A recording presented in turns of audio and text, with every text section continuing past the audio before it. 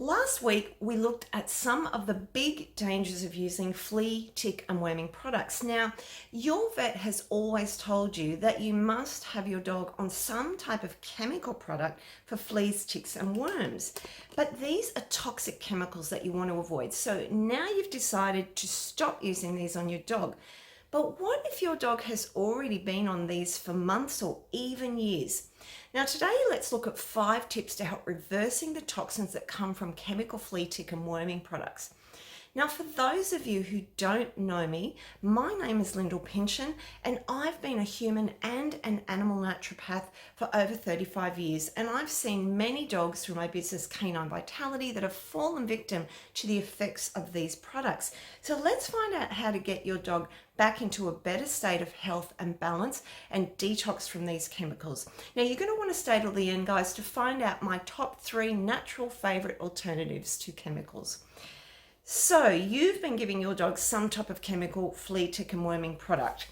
Now you realize that you're not really happy with these nasty pesticides, so you've decided to stop using them, and that's great. Well done, guys. But now we need to be aware that depending on how long your dog has been on these products, there will be some level of buildup of toxicity within the body. Now, firstly, let's take a really quick look at where pesticides, like the ones found in these products, tend to build up within your dog's body. Now, pesticides as a general group tend to build up in the liver and kidneys, your dog's fat tissue, where they can actually stay for years and years in there, the reproductive organs, the lungs, and especially your dog's nervous system, which of course includes their brain.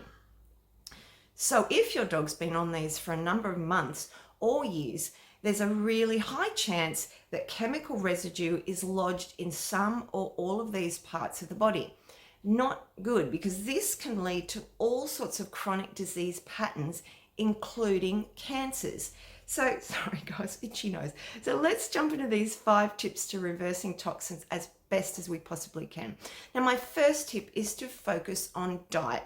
Now, when it comes to the foods that your dog eats, there's a number of foods that we can add in to help detox pesticides from the body. Now, cruciferous veggies like broccoli, kale, and cauliflower, along with garlic, are rich in compounds that help support liver detox enzymes to do their job more efficiently. Coriander and parsley can be chopped and added into food 3 to 7 times per week to help chelate out pesticides. Now, chelating is a process where certain substances bind to heavy metals and toxins in the dog's body so that they can be safely excreted, usually through urine or stools. Now, the green leafy vegetables are also rich in chlorophyll that are going to help remove chemicals from the bloodstream. Adding in these foods regularly over a period of weeks is going to gently start to shift out toxic residue. Now, tip number 2 is liver support. And I guess really, guys, there's no surprises here, as the liver is a major detoxifying organ. Now, all the foods we've just discussed assist the liver in the detox process when it comes to pesticides. But in addition, herbs such as milk thistle and turmeric, given over 6 to 8 weeks, can significantly help improve liver detoxification. Now, as a liver regenerative herb group, they both reduce inflammation and can help regenerate liver cells and boost detox enzyme activity. Now, tip number 3 is to make sure your dog is drinking a good amount of pure filtered water to support the kidneys flushing. Now, consider 30 to 60 mils of water per kilo of body weight a day. This, of course, varies a little bit from dog to dog. If your dog isn't getting enough water, you're going to notice sunken eyes, dry, sticky gums, and skin that doesn't bounce back when you pinch it gently. Now, keeping your dog hydrated is essential for detoxification, and this is definitely going to help support the health of the kidneys. Now, before we go into tip number 4, guys, just a quick reminder, if you haven't subscribed to the channel, feel free to do so. Click on the bell to be notified of all my weekly content and shorts. Tip number 4 is to protect your dog's nervous system. Now, we learned last week, guys, that pesticides are neurotoxic. So by protecting the nervous system, this can help reverse some of the effects. Adding in omega-3 fatty acids in the form of oily fish or fish oil such as omega oils such as fish oil or hemp seed oil protects the brain and the nervous system from damage. Also, vitamins B6, 12, and folic acid will support your dog's nervous system for detox and repair. And finally, phosphatidylcholine found in egg yolk and lecithin will support healthy cell membranes and support brain detox. Now, giving these combinations over a period of 6 to 8 weeks will actually help reverse toxicity within the nervous system. And finally, tip number 5 today, guys, is to make sure you're supporting your dog's gut health.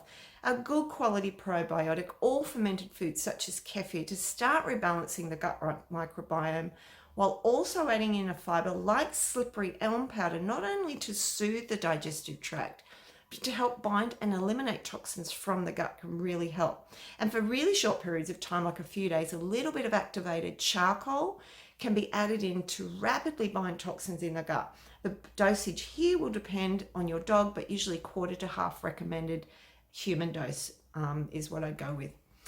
So these 5 tips are going to be helping you to be well on your way to reversing toxicity caused from those pesticides. But what about safe, natural alternatives? Now, while I'm not going to go into detail about all of these, there are many, I'm going to look at 3 natural options that can be really beneficial. And let's not forget too here, guys, that the more that we can build our dog's natural immune system, the less they're going to be bothered by parasites externally or internally. Now, the very process of detoxing that we've been discussing today is an excellent way to actually prevent further parasitic infection. There's an old saying that parasites gravitate to the weakest host, and what this means is that dogs with a weak immune system and a toxic body will naturally be more prone to fleas, ticks, worms, and other parasites. So that is something to keep in mind as well. Now, our first alternative is neem oil. Neem's oil comes from the neem trees, from the seeds or kernels of this tree, and it offers several benefits for managing fleas and ticks in particular. It acts as a natural insecticide, repelling and killing these, while also offering skin and coat benefits. Now, the active compound in neem will disrupt the insect life cycle, hindering their ability to grow and reproduce as well as feed. Now, neem oil also will soothe and moisturize your dog's skin down, helping with dryness. Now, this can be mixed into a little bit of coconut oil and then just rubbed through the coat each day, or you can even put some into your regular shampoo. Now, our second one are herbs, of course. Black walnut, cloves, wormwood, garlic, and others. These are very traditional anti-parasitic herbs that are very effective as alternatives to those chemical worming products for worming and heartworm. Now, these traditional anti-parasitic herbs are a very effective way to help control internal parasites like worms, as I said, including heartworm. Now, in both my intestinal worm and heartworm formulas, I use a combination of these herbs to help kill off and expel a wide range of worms and other parasites. Now, using these regularly around the full moon a few times and also a few times a week with heartworm, they're a great alternative to those chemical wormers that can irritate and damage the gut and liver.